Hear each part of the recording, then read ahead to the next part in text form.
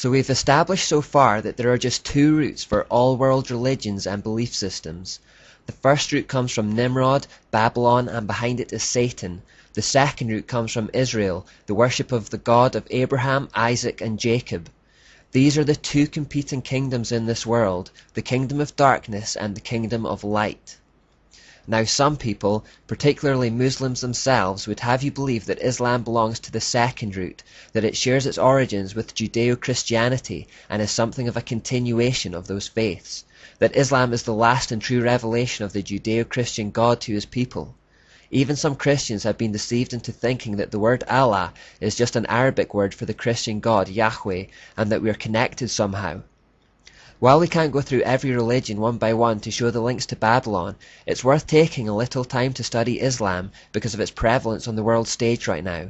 So what I intend to do in this part is briefly show that Islam finds its roots in Babylon.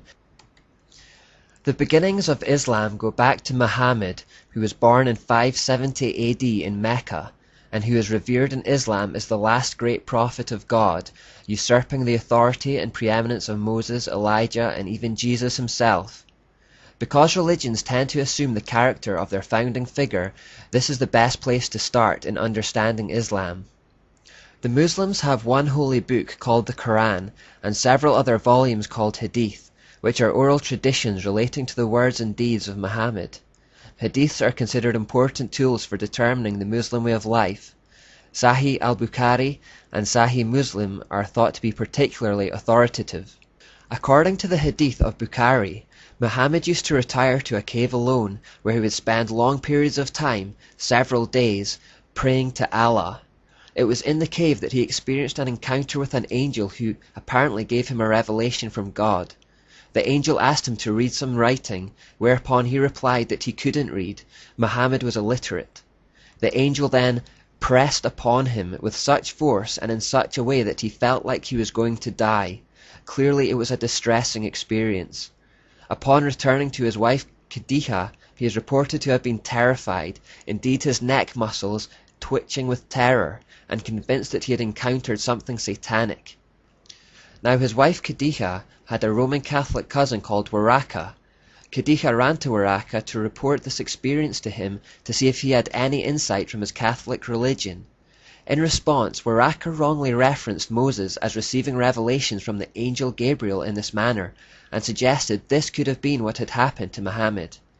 The angel Gabriel is in fact only mentioned in the Bible 4 times, twice in Daniel and twice in Luke, and never in relation to Moses. After hearing about this, however, Muhammad's mind was changed about who he had just had an encounter with. He began to think of himself as a prophet who had been visited by an angel of God. As a result of this experience, however, Muhammad became suicidal and attempted to kill himself on multiple occasions. He had 2 main periods of suicidal thinking, where he began attempting to throw himself from mountains in a bid to find relief from mental torture. I said to myself, "Your humble servant is either a poet or a madman, but Quraysh shall never say this of me. I shall take myself to a mountain crag, hurl myself down from it, kill myself, and find relief in that way." The second period of suicidal thoughts came when these visitations ceased. The inspiration ceased to come to the messenger of God for a while, and he was deeply grieved. He began to go to the tops of mountain crags in order to fling himself from them. From these passages that show Muhammad's suicidal mental state, it seems clear he was visited not by an angel but by a demon or possibly Satan himself, as Muhammad himself had first suspected. Now visitations from angels who give people a different message were foreseen by the Apostle Paul in his letter to the Galatians. There we read, "But even if we or an angel from heaven should preach a gospel other than the one we preach to you, let them be under God's curse.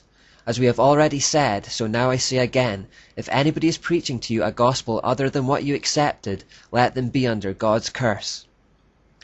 The cave experience was not the first time Muhammad had been in contact with something demonic. He apparently had a strange but undefined experience as a child, after which his carer became convinced he had been possessed by a demon. Further evidence for potential demonic possession comes even within the Quran. In Surah 81:22-25 and Surah 69:41-42, people claim that Muhammad was inspired by the devil and something of a madman. Further evidence of Muhammad's mental disturbance is to be found in the Hadith of Bukhari, volume 7 and number 660. For a whole year he was so bewitched and befuddled that he thought he was having sexual relations with his wives when he wasn't. This is a strange scenario which can realistically only have two explanations. Either mental illness caused him to hallucinate, or he had some kind of sexual encounters with demonic entities. Either way, Muhammad was clearly disturbed. At one point in time, Muhammad admitted that Satan had put words in his mouth to compromise with pagan idol worship. These words have become known as the Satanic Verses. He later changed his mind on the issue, but it shows that he was unable to distinguish the source of his revelation. Another politically incorrect but equally true assertion is that he was a paedophile, marrying his wife Aisha when she was 6 years old and consummating the relationship when she was only 9. Muhammad was over 50 years old at the time. All kinds of arguments have been put forward in an attempt to excuse this behavior. Muhammad in fact had over 20 wives in his lifetime, while hypocritically restricting his own followers to just 4. One of his followers says, "I embraced Islam while I had 8 wives, so I mentioned it to the Prophet.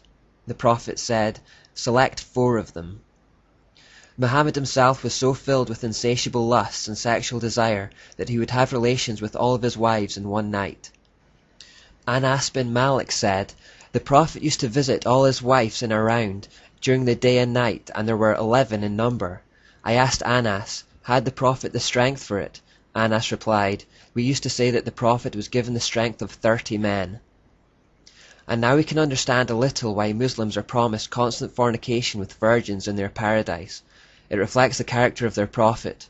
In this we also see similarities with the prominence of sexuality in occultism. Finally, as we look for links to Babylon, it should also be noted that Muhammad's visitations came in caves.